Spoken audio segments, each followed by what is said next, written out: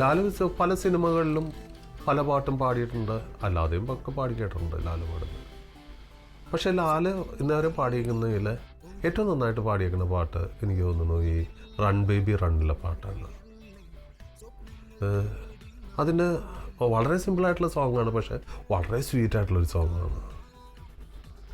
അതിൻ്റെ പിക്ചറൈസേഷനിലും ഒരു എന്താ പറയുക, ഭയങ്കര സ്വീറ്റായിട്ടുള്ള പിക്ചറൈസേഷൻ കൂടെയാണ്.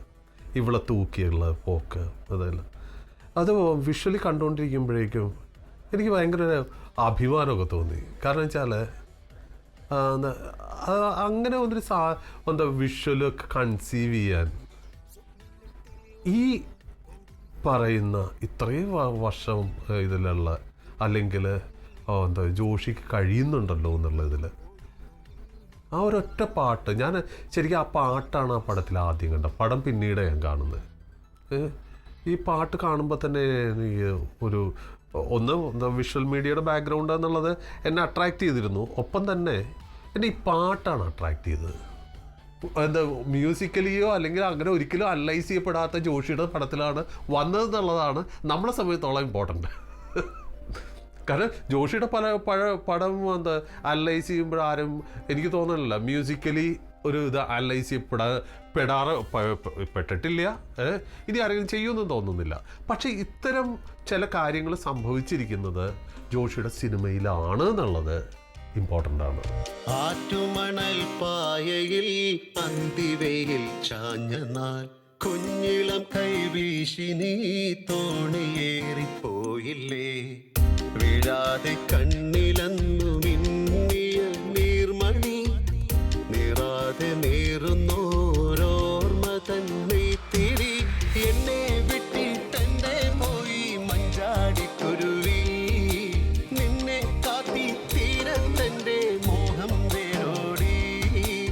ആറ്റുമണൽ പായയിൽ അന്തിവയിൽ ചാഞ്ഞ നാൾ കുഞ്ഞിളം കൈവീശി നീ തോണിയേറിപ്പോയില്ലേ. റഫീഖ് അഹമ്മദിൻ്റെ വരികൾക്ക് രതീഷ് വേഗയുടെ സംഗീതം. ഒരുപക്ഷെ ലാലേട്ടൻ എന്ന ഗായകനെ ഒരുപാട് ഗ്ലോറിഫൈ ചെയ്ത പാട്ടും കൂടിയാണ് ആറ്റുമണൽ പായയിൽ. ഇതും അതിൻ്റെ ലാളിത്യം കൊണ്ട് ശ്രദ്ധേയമാർന്ന ഒരു പാട്ടാണ്.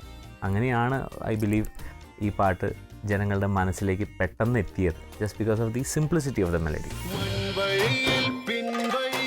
കാലചക്രമോടവേ കുന്നിലങ്ങൾ പൂമരങ്ങൾ എത്രയോ മാറിപ്പോ, കാണേ നൂൽപ്പുഴ എങ്ങോ മാഞ്ഞു, നേരൊഴിഞ്ഞ വെൺമണലിൻ തോണി പോലെയായി ഞാൻ. ആറ്റുമണൽ പായയിൽ അന്തിവയിൽ ചാഞ്ഞ നാൾ കുഞ്ഞിളം കൈവീശി നീ തോണിയേറിപ്പോയില്ലേ. കുറേ പാട്ടുകളിൽ കൂടെ നമ്മൾ സഞ്ചരിച്ചു. ഇത് യഥാർത്ഥത്തിൽ ഒരാളുടെ ജീവിതത്തിൽ കൂടെ സഞ്ചരിച്ചു. ഒരു ക്രിയേറ്റീവ് ലൈഫ് ജോഷിയുടെ ഒരു കാരിയറിൻ്റെ ഇതിൽ കൂടെയാണ്. വെറും പാട്ടുകളല്ല, ഇതെല്ലാം റെപ്രസെൻ്റ് ചെയ്യുന്ന അല്ലെങ്കിൽ ഇതിനെല്ലാം ഒരു സിനിമയിൽ അല്ലെങ്കിൽ മറ്റൊരു സിനിമയിലുള്ള പാട്ടുകളിൽ കൂടെയാണ് കടന്നു വന്നത്. ഇതിൽ കൂടെ ജോഷി എന്ന് പറയുന്ന ഡയറക്ടറുടെ ഒരു 50 വർഷത്തെ ക്രിയേറ്റീവ് ലൈഫുണ്ട്. എനിക്ക് തോന്നുന്നത് നമ്മളെ നിരൂപകരോ നമ്മളോ യഥാർത്ഥത്തിൽ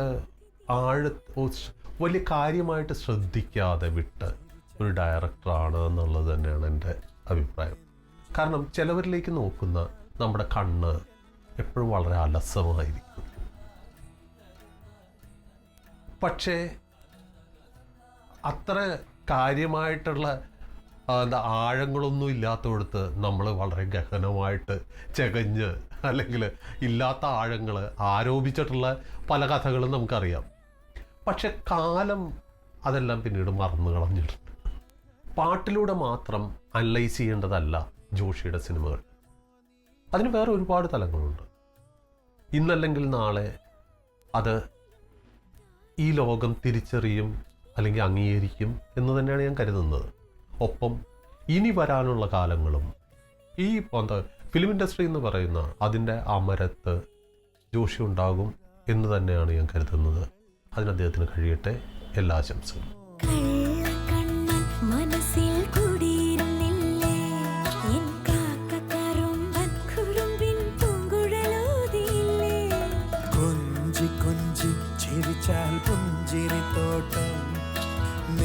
നെഞ്ചിലഞ്ചി പറന്നാൽ പഴങ്കുല തെന്നൽ